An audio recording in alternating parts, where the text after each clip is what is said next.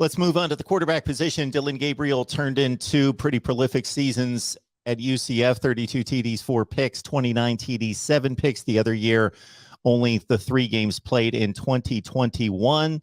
Lefty quarterback. The last time Oklahoma had a lefty, of course, it worked out pretty well.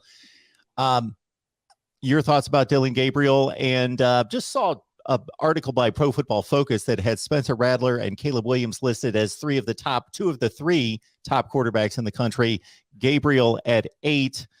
Just your thoughts about where the position has changed with his entry into the program. Yeah, well, when you said the last time Oklahoma had a lefty quarterback, you were talking about Kendall Thompson, right?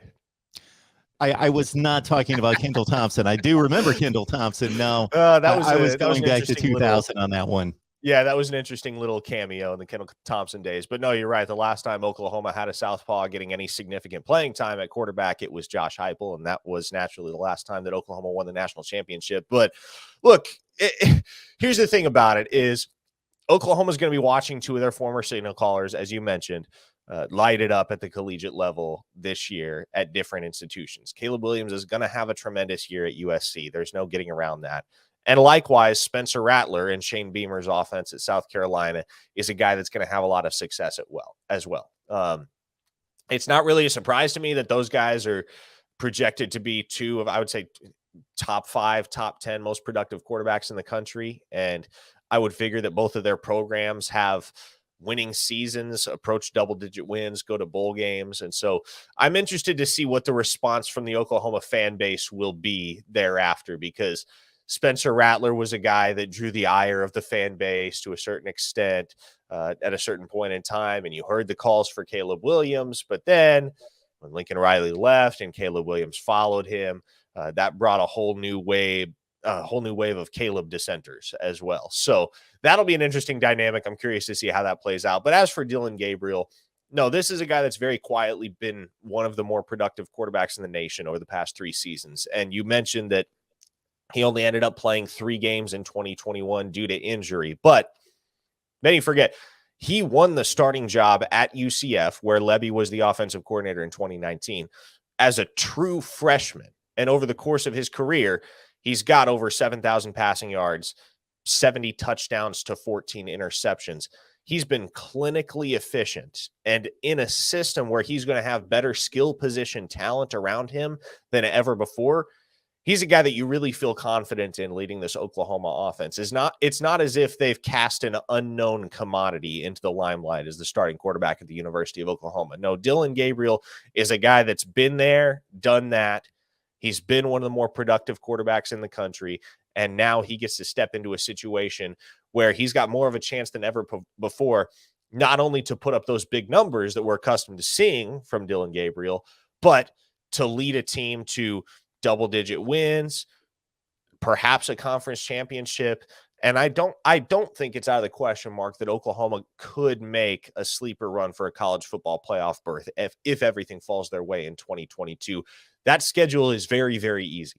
And the dates with Baylor and Oklahoma State are not going to be a gimme. Granted, that game against Texas in the Cotton Bowl can swing either way in any given year. That's one of those where you throw records and optics out the window. But if Oklahoma takes care of business and if their defense is everything it's cracked up to be in Brent Venables' first year at the helm, this is a team that can go places. But make no mistake, they're going to go as far as Dillon Gabriel carries them, because if there is one player that this team's success is riding on, it's Dillon Gabriel.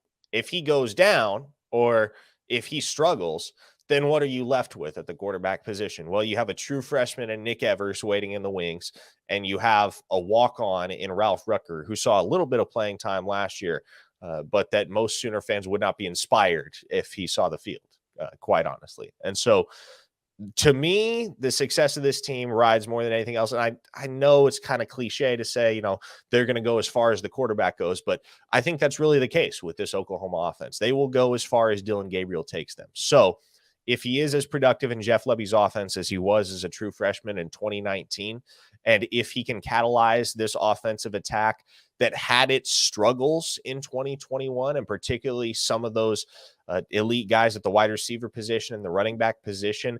They saw their growth, their development, their production stunted in 2021 in Lincoln Riley's offense. If Lebby and Gabriel can help unlock the potential that those guys like Marvin Mims and Eric Gray have demonstrated over the past couple of years, Oklahoma is going to be in a really good position to make a deep run, potentially win the Big 12, and who knows, maybe hit the back door and claim a college football playoff berth in 2022. And you've got to think that while Dillon Gabriel is going to face better defense week to week, it's not like he's going to face defensive talent that he didn't face on occasion at UCF, because they would schedule tough out of conference games. So I don't think that that's a decided jump that he's going to have to make. But again, consistently week to week, he's going to face better defenses in the Big 12. There might be a chuckle or two out there when I state that, but again, catch up with college football 2022. This is not the Big 12 of 2017 and 18.